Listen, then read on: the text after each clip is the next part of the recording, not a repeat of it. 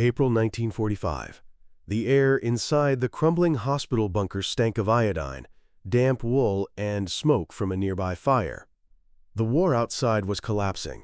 Inside, female German nurses bent over cots lined with pale, broken men. They had been told again and again, if the Americans entered, expect brutality, expect humiliation, expect vengeance. And yet, as the steel doors creaked open and boots struck the stone floor, what entered did not match the images drilled into their heads. American soldiers came in, with stretchers balanced on shoulders, canvas straps biting into their palms. Their uniforms were dirty, helmets dented, but the way they moved, their urgency, their focus on the wounded rather than the defeated, created an unease the nurses could not name. Reports from that same April indicate that more than 300,000 German soldiers were taken prisoner as Allied armies advanced into the Ruhr.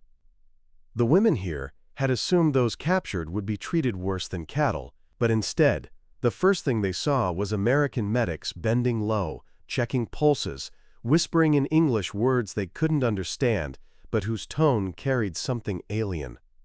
Concern. One nurse, writing years later, confessed she whispered to a colleague, "They treat prisoners better than our own officers ever did." The disbelief ran like a current through the bunker. They had spent months watching German officers bark orders, ignoring suffering, hoarding the last ampoules of morphine for themselves.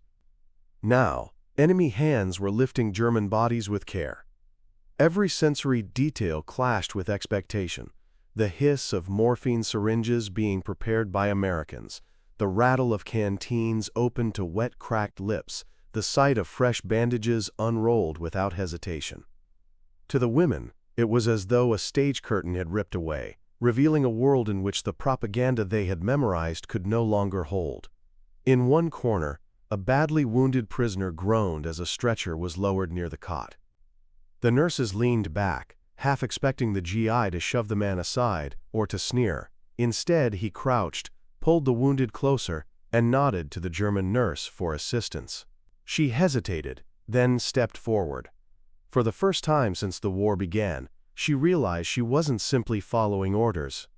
She was watching something human, and then, as the stretcher settled, the moment narrowed into a single face, a young prisoner, bleeding out, eyes rolling. The Americans moved fast, and one GI stepped closer, his expression unreadable. The young prisoner on the stretcher couldn't have been more than 20. His uniform was shredded. A dull gray tunic, darkened with blood around the stomach. His breathing came in shallow bursts, each one sounding like it might be his last. The female German nurses, trained to obey protocols that placed German wounded above all else, stood stiffly. Their instinct was to step back, expecting the American to drop him, to treat him like an object. But what they saw instead froze them. NNTHEGI knelt. He placed his rifle against the wall, took off his helmet, and leaned close enough that the nurses could see his face, dust-streaked, but unmistakably young. His eyes glistened. When the boy groaned again, the soldier pressed a hand gently against his shoulder, whispering words in English. The nurses didn't understand the language, but the tone carried the meaning: comfort. And then, as the boy's head rolled back and his body slackened, they saw it. A tear slid down the American's cheek. NNFOR women, raised on years of hard-edged propaganda, it was unthinkable. German officers rarely showed emotion for their own men. Many of these same nurses had seen Wehrmacht commanders step over the dying with a single phrase, "Rules are rules." Yet here was an enemy, one who had crossed oceans to fight them, crying openly over the death of a boy he had only just carried inside. Reports from that spring described the Ruhr pocket, where an estimated 40,000 wounded German soldiers were left in field hospitals. Many were teenagers conscripted in the final desperate months. This boy was one of them. For the nurses, the shock wasn't only that he died, it was how the American reacted. One nurse later remembered whispering, "We had never seen a soldier cry for an enemy. Not once." Her voice trembled as if even years later she could still feel the weight of the moment. Around them, the ward was silent. The only sound was the shallow sobs of the American GI, helmet resting on his knee. The nurses looked at one another, questions in their eyes that they couldn't put into words. If this was the enemy, then what did that make their own side?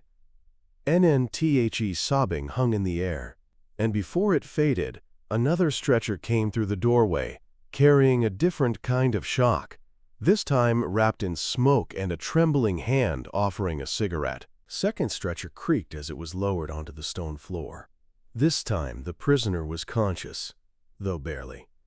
His lips cracked, his eyes unfocused, one hand twitching as if reaching for something invisible. The nurses had seen this before. The slow fade of a man bleeding out. Normally, there would be no comfort, no ritual, only silence. But the American at his side reached into a pocket and did something so absurd, so outside the rules of war, that the nurses froze in disbelief. NNHE pulled out a cigarette. Not one of the German black market scraps rolled from poor tobacco, but a full, neat American brand. Smooth paper, strong aroma. Striking a match, he leaned close, slid the cigarette between the prisoner's lips, and cupped his hand against the draft so the boy could take a shaky drag. The smoke rose into the bunker, drifting past the nurses' faces. They watched as the boy's shoulders eased, his breath slowing, eyes focusing for the first time in hours. NNFOR, the women, it was more than a gesture. Cigarettes were rationed to nothing in Germany by 1945. Even officers guarded their last supplies jealously. Few ever shared with the rank and file, and almost never with the wounded. Yet here was an American, an enemy, handing over a luxury as if it were the most natural thing in the world. Statistics tell the scale. In 1944, the Red Cross delivered 7 million cigarettes to Allied POW camps.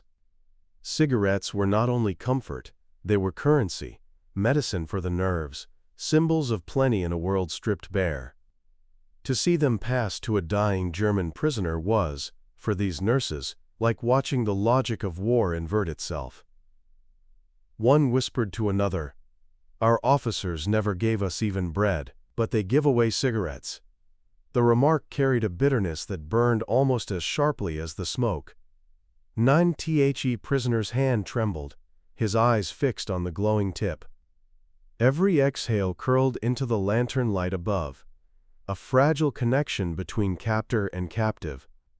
For the nurses, the smoke itself felt like a message, proof that the Americans had more than enough to share, proof that their war was powered not only by weapons, but by abundance.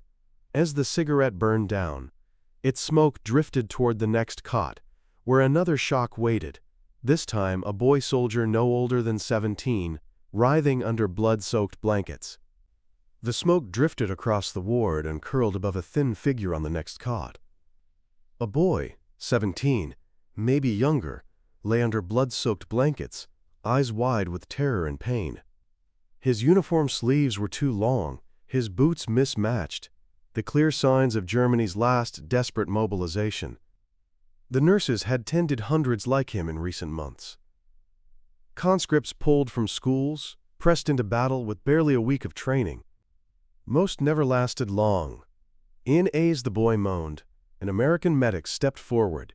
He didn't hesitate.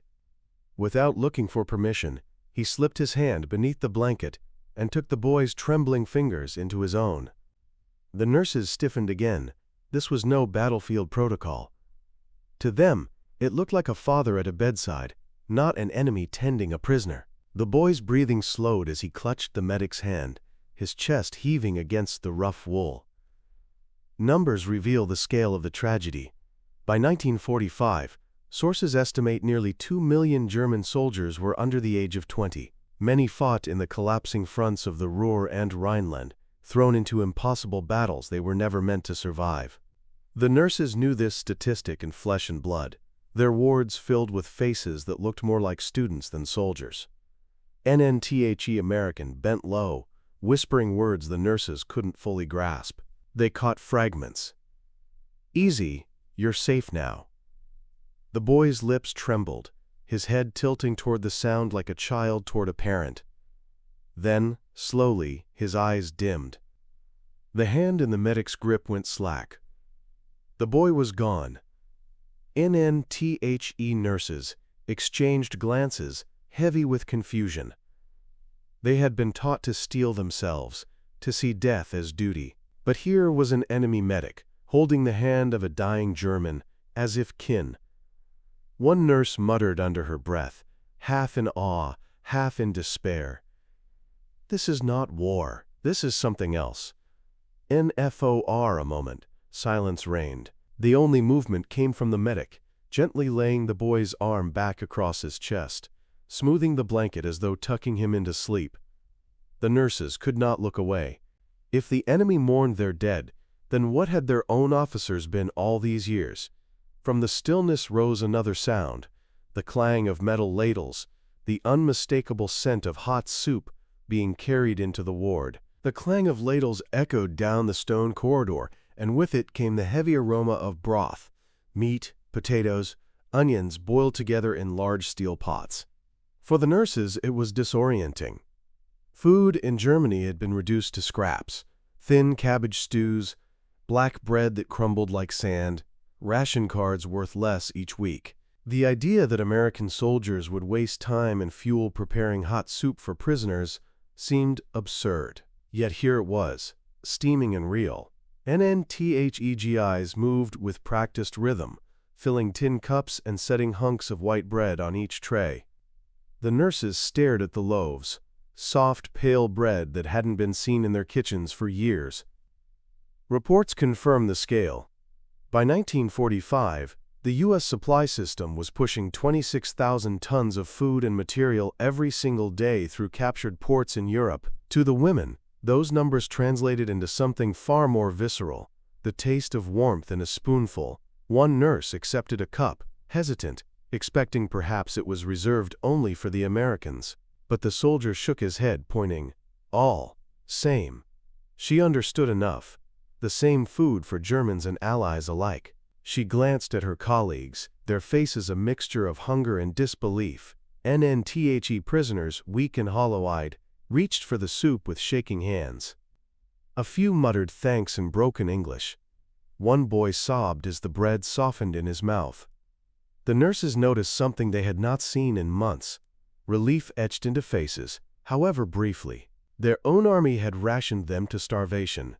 Here, the enemy ladled out comfort as if it were routine.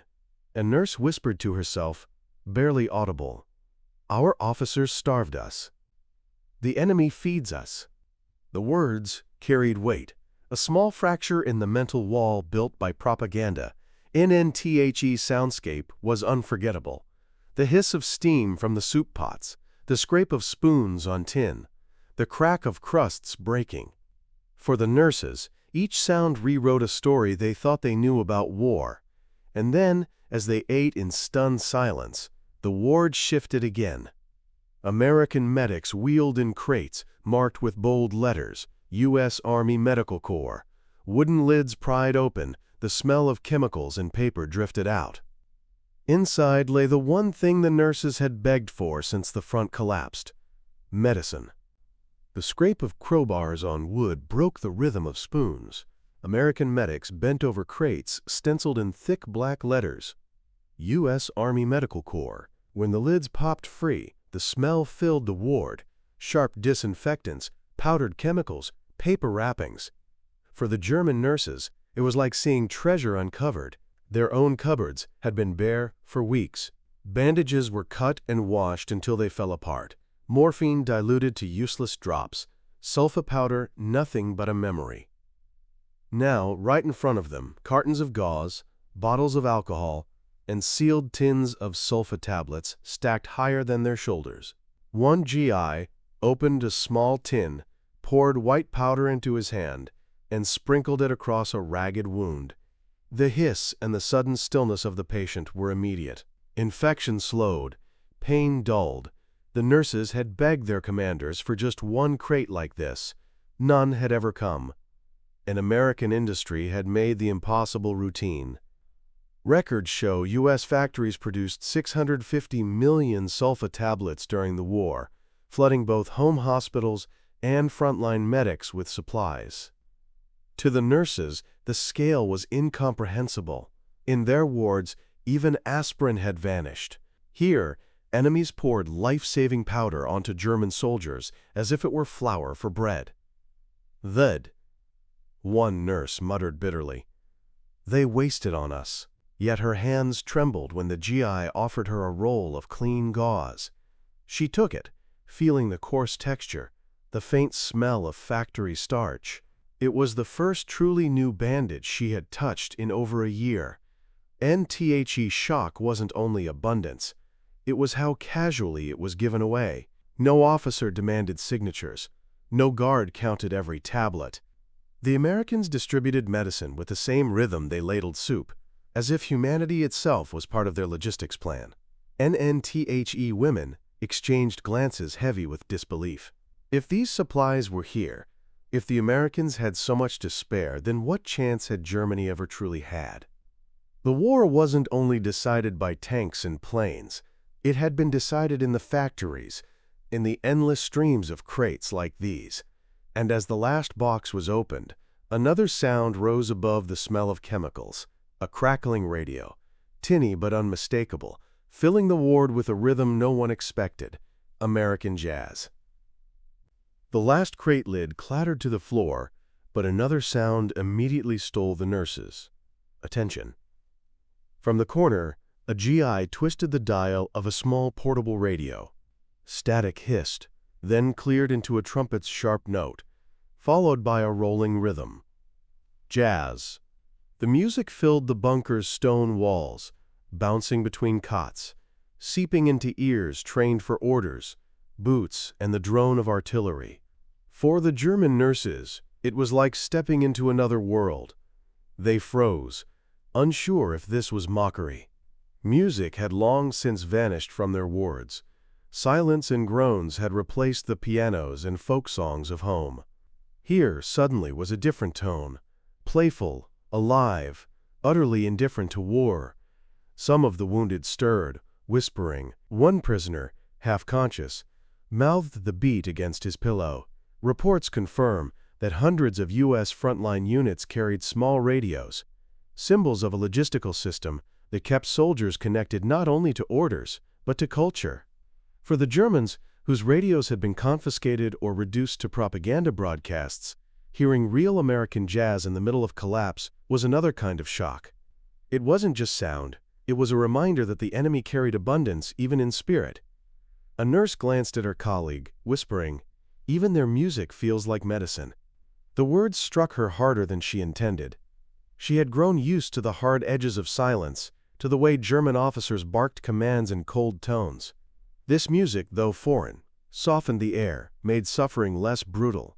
And NTHEGI tapping his boot to the rhythm looked no different from the soldier who had wept minutes earlier. Yet to the nurses, this combination, tears for dying prisoners, now laughter under jazz, was dizzying. Propaganda had promised monsters, but what filled the ward felt confusingly human. One of the younger nurses remembered Berlin dances before the war, smoky halls where trumpets played American songs until they were banned. The sound in this bunker was a time machine, pulling her back to evenings of laughter and youth before uniforms and stretchers. NNTHE last trumpet note echoed, then faded into static again. Silence settled, heavier now, because it carried memory, along with shock. The women didn't know whether to feel envy, grief, or relief. But before they could decide, the ward shifted again. A GI, Bible in hand, sat by a cot and began his night watch beside the wounded. When the last trumpet note dissolved into static, quiet reclaimed the bunker. Lantern light flickered on damp stone walls. The nurses expected the Americans to leave, to return to their barracks, and let the wounded slip through the night alone. Instead, one GI pulled a chair beside the cot of a badly injured prisoner. He lowered himself heavily, rifle leaned against the wall, and opened a small book, The black leather cover of a pocket Bible NHE stayed. Hour after hour, he stayed. The nurses passed by carrying basins of water, adjusting blankets, whispering among themselves. Each time they glanced at the corner, the soldier was still there, chin resting on his hand, the book open across his lap. At times he seemed to read, at times his head nodded, fighting sleep, but he never left the bedside. Surveys after the war revealed that over 60% of American troops carried a pocket Bible or Testament. For the nurses, this was not merely odd, it was unsettling. They had been taught to associate faith with duty to the Reich, not with compassion for enemies. To see an armed soldier spend his night in silent vigil over a German prisoner challenged every assumption they had carried into the ward. NTHE's stillness of the moment was magnified by the sounds around it. The drip of water into enamel basins, the rustle of sheets, the occasional groan of pain. And always, the low murmur of English words, incomprehensible to the nurses but unmistakable in tone, prayers whispered for the wounded man. One nurse later recalled wondering aloud, "Were they praying for us too?" NTHE image refused to fade. They had seen German officers stride past the dying without a glance, barking orders as though human life was expendable paper. Yet here, in the deepest exhaustion of war, an American soldier sat awake through the night, guarding not his comrade but his enemy. As dawn crept through cracks in the bunker walls, the soldier finally shifted, rubbing his eyes, setting the Bible aside. He leaned over the prisoner, checked the bandages, then simply waited for breath to rise and fall. The nurses watched in silence, realizing that daylight would bring new faces, new stretchers, new shocks. The war outside had not stopped. More patients were already on their way. Morning light cut through the narrow cracks in the bunker walls, throwing long, pale stripes across the cots. The American soldier rubbed his eyes, still at his post, while new medics entered with stretchers. For the German nurses, exhaustion made every sensation sharper. The stink of iodine, the crust of dried blood on their aprons, the faint echo of jazz still clinging to their ears. But what lingered most was not fatigue, it was shame. They had believed every word drilled into them. Posters had warned that the enemy was brutal, inhuman. Training orders were clear. Never waste supplies on prisoners. Never offer comfort to captives. A directive pinned in one ward had read bluntly, "Priority, German wounded. Enemy may wait." That command had guided their every move. Yet now, in front of them, those same enemies were doing the opposite. One nurse remembered the night before, how the American had cried over a dying boy. Another recalled the cigarette shared, the soup ladled, the bandages freely handed out. Each memory dug deeper into their own silence. They had followed orders, had watched men die with indifference, because that was what their superiors expected. The realization settled like a weight. The enemy was showing more humanity than their own leaders had ever allowed.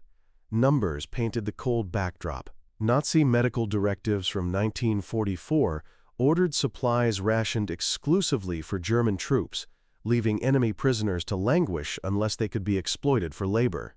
Countless nurses had carried out those instructions without question. Now, in this American-controlled ward, they were forced to confront the gap between ideology and lived reality. One nurse whispered bitterly to a colleague, "We obeyed. They cared." The words tasted of betrayal.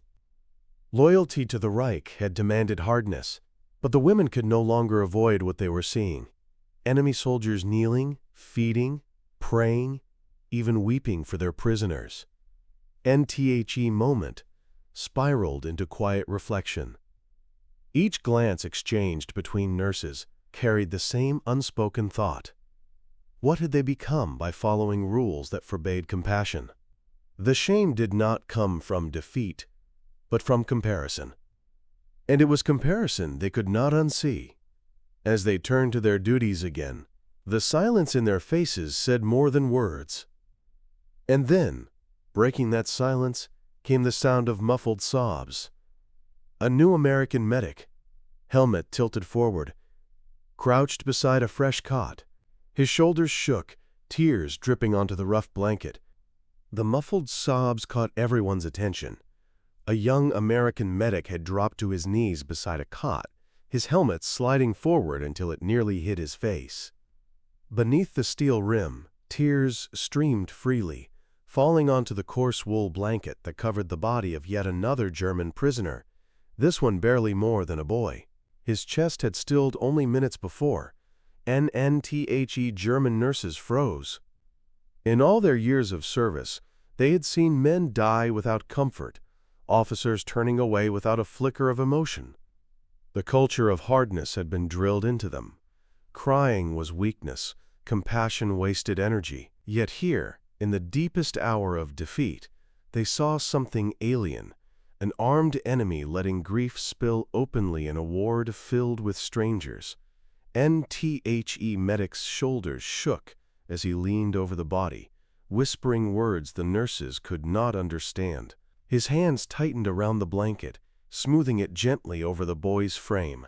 A nurse caught a phrase in English repeated twice, soft and pleading, though she could not translate it. What mattered was the tone, raw, unguarded, human. And records from April 1945 show American medical units were pushed to their limits, often treating 500 or more wounded prisoners every single day during the chaos of the Ruhr. Exhaustion carved deep lines into every face, yet still, these moments surfaced, tiny ruptures of grief breaking through the machinery of war. One nurse whispered to her colleague, "We thought only mothers cry, but their men cry too." The line carried both shock and a strange kind of reverence.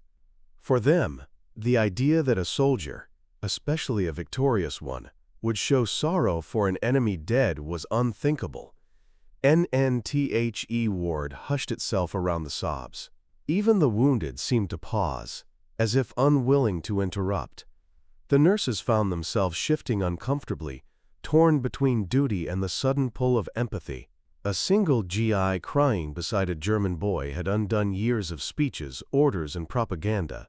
And slowly, the medic pulled the blanket up to the boy's chin, rested a hand on the still forehead, and rose to his feet. He wiped his face with the back of his sleeve but did not hide the tears. Instead, he looked toward a corner of the ward where wooden crosses had been prepared. The nurses understood at once. This boy, like so many others, would not be left in a pit. He would be buried with dignity. The stretcher-bearers moved quietly, lifting the boy's body with care. The German nurses followed at a distance, unsure why. Outside, in the gray chill of dawn, a burial detail was already waiting. American soldiers had hammered simple wooden planks into crosses, their raw edges catching the morning light.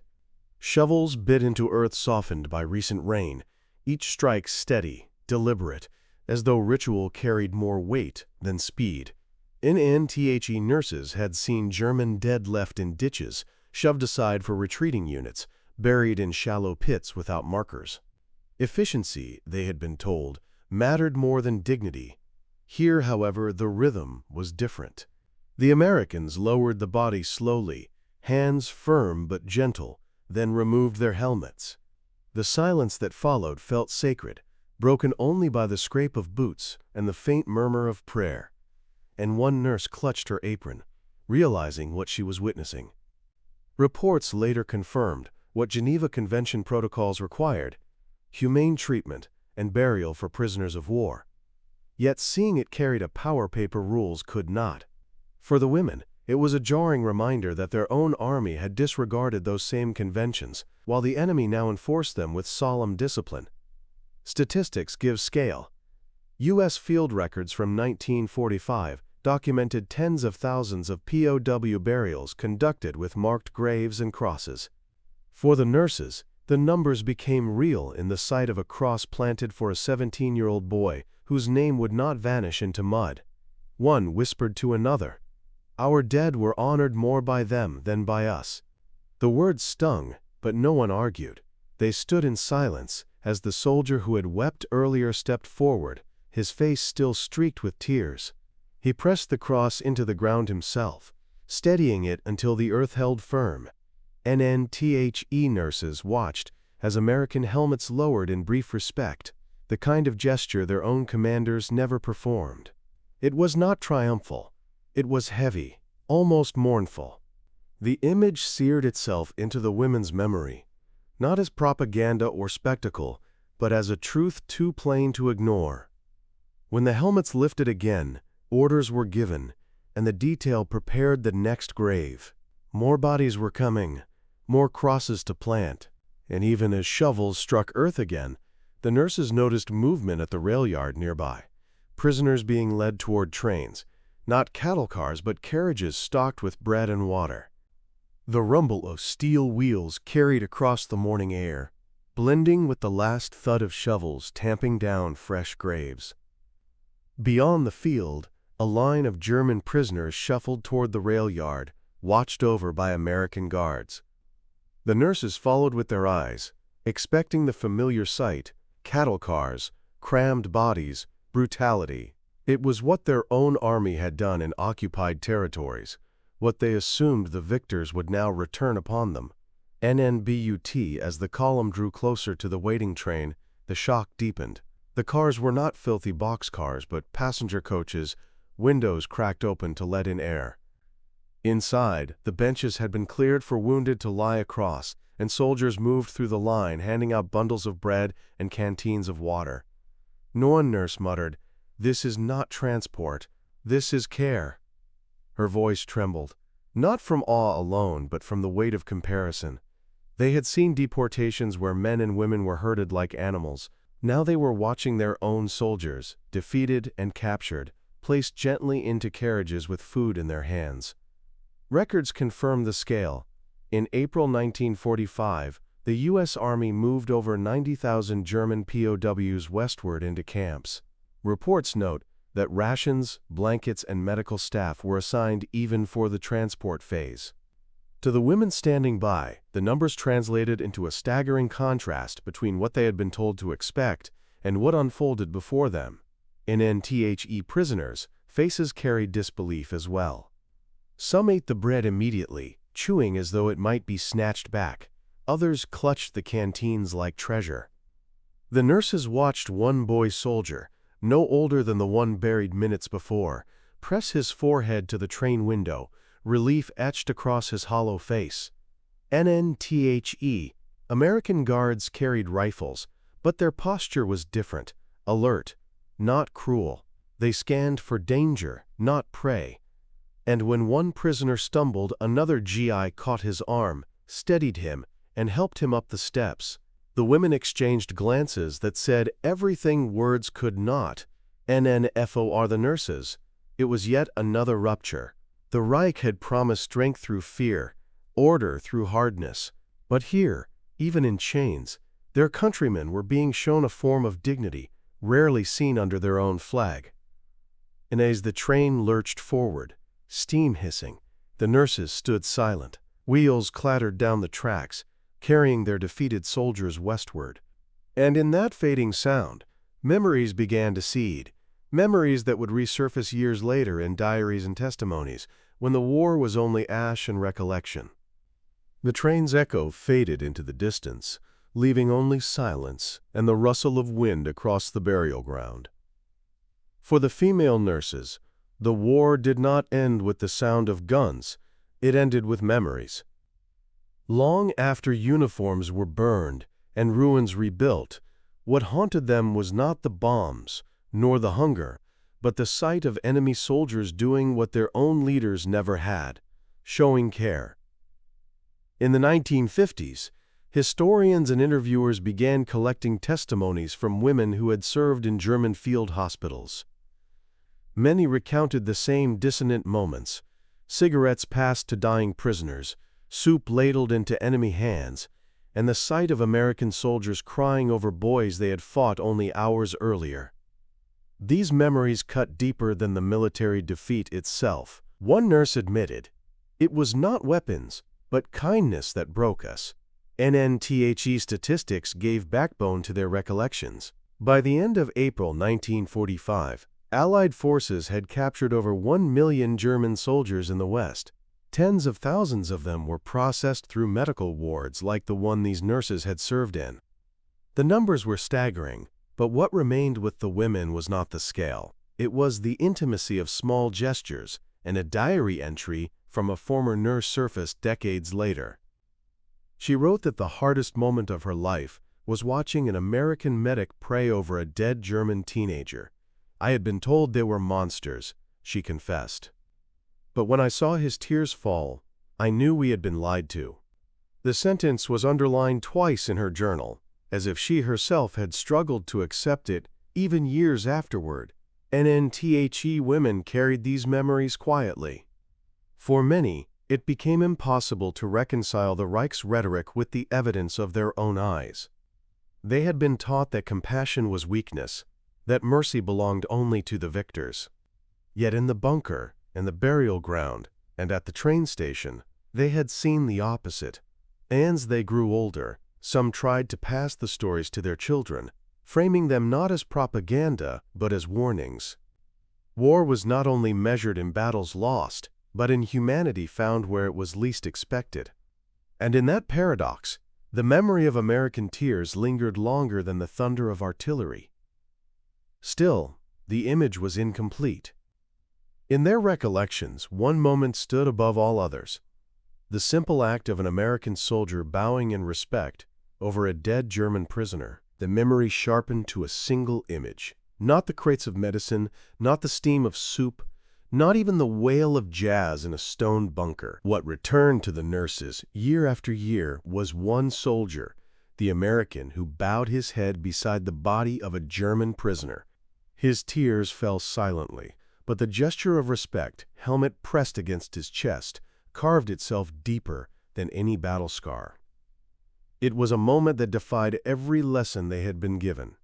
Propaganda had promised an enemy without mercy, a machine driven only by vengeance. Yet here was proof of the opposite: dignity extended to the defeated, grief shown for strangers who had been raised to kill them. The nurses realized, too late, that the Reich's vision of hardness had not built strength. It had hollowed them, leaving them brittle in comparison to the simple resilience of compassion. Numbers cannot capture that silence. Statistics say that tens of thousands of such burials took place across Europe as Allied forces advanced. Records confirmed Geneva Convention compliance, tallies of graves, documented parcels and rations. But the nurses remembered not the ledgers, only the sight of wooden crosses lined across wet fields, each one planted by a soldier who chose to honor the dead. One of them would later tell an interviewer, "It haunted us longer than defeat itself, because defeat was expected, but kindness? That was unbearable." The honesty of that admission showed how deeply those nights and mornings had worked their way under the skin. NNTHE war ended, but memory did not. In their recollections, the smell of iodine, the flicker of lantern light, the scrape of shovels, and the sound of sobbing men never faded. Each detail stood as an indictment of the cruelty they had once justified, and as a reminder that even in war's darkest corners, humanity could break through. As years passed, the image became simpler, distilled to one frame: a soldier, bent in sorrow over an enemy boy. Bread in one hand, cross in the other, tears in his eyes.